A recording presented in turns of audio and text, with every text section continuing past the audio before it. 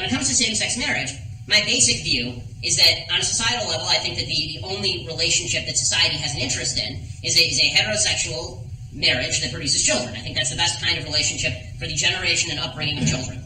That said, I think government should completely stay out of all this crap. And the reason I say that is because, one, the government sucks at everything.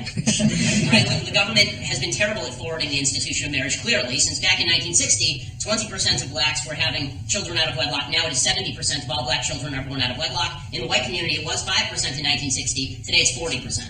Right? And that's in an era where the government was supposedly forwarding traditional marriage. So they suck at it. So that's number one. And number two, once same-sex marriage becomes enshrined at the state level, the state will be used as a cudgel to wield against religious individuals. Right? I'm of the view that I get to, in my business and in my life, I get to deal with and serve the people that I wish to serve. And as a religious person, if I don't wish to take part in something that I personally consider a sin, that's none of your business, just as it's not my business if what I consider to be a sin, you don't consider to be a sin and you want to do what you want. Right? I'm very libertarian on this particular issue. I think that the right is moving in that direction, by the way. Conservative states like Alabama have actually taken measures to disinstitutionalize it, to get rid of state-sponsored marriage altogether because they're afraid of what's coming next. And I think that's the direction in which things are going to move. And I think that social institutions then have to teach people, you should get married, you should have kids. The social institutions failed, and then the government failed. And I think we need to rebuild social institutions. De Tocqueville wrote, in large measure, about how the United States was unique in that we actually had this grand non-governmental social system which allowed us to have a social framework within which we all work. And when the government took over for that, then it made the country that much poorer. It made our social ties completely frayed. So that's my view of same-sex marriage.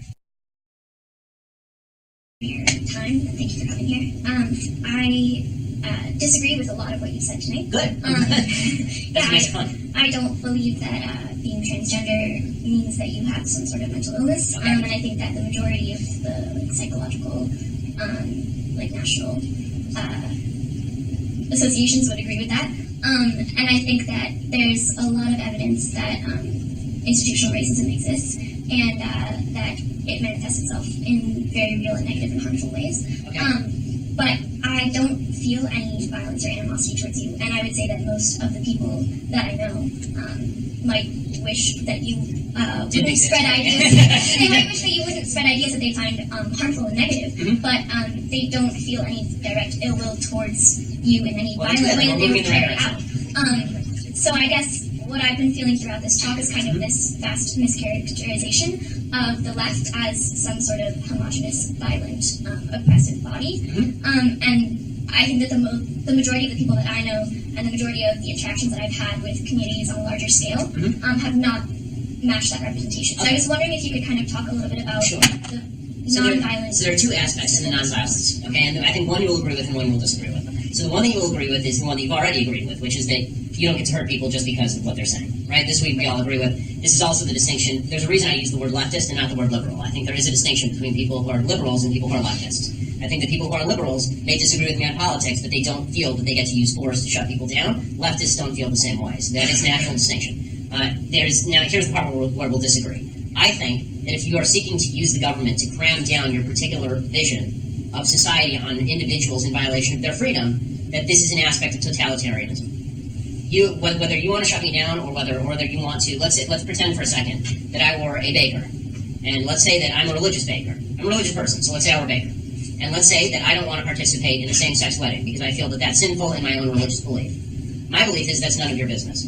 The belief of most people on the left is that there should be legislation that forces me to cater to that same-sex wedding. By polls, this is true. So, now we're getting into dicey territory because now this does implicate violence. It implicates governmentally used violence. So, you can be, I'm happy you're libertarian essentially with regard to my speech. But when it comes to my behavior, you're significantly less libertarian than I am. You can do what you want. I don't care.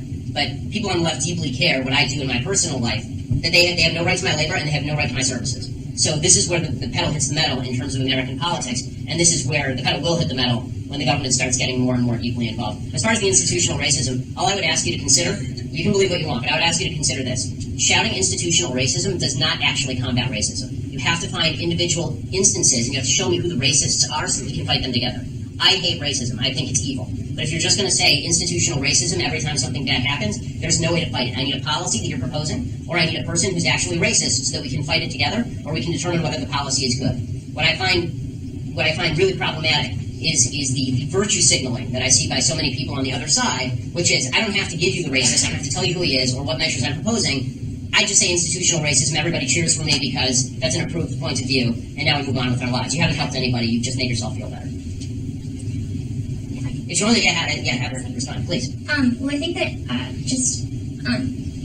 institutional racism in and of itself, first of all, I would say that the majority of the people that do bring up institutional racism do also have solutions as to how to combat it. But I think that it involve encroaching on other people's liberty. But yes. Well, I would just say that there is kind of, again, I feel like you're painting a wide and diverse group of people with the same brush and saying that if you can't point to a policy or if you can't point to a person, then you're just wasting everyone's time. And I think that a lot of people are trying to point to policies, and while I think that the idea of pointing to a racist person is fundamentally in contrast with the idea of institutional racism, because institutional racism grapples with implicit bias in the society as a whole, or not like it goes to the machine, but in individuals. Unless you're connecting that to a policy, it's a cop-out. Because now we're ghost hunting again. If you just said to me, we have a problem in American society, income inequality, right, it's a problem in Americans. If you just gave me any problem, and I said, well, that's the Bilderberg's fault. Right, that's the fault of the Bilderbergs, right? It's a conspiracy, it's the fault of the Bilderbergs, right? There are all these conspiracy theories about the Bilderberg group.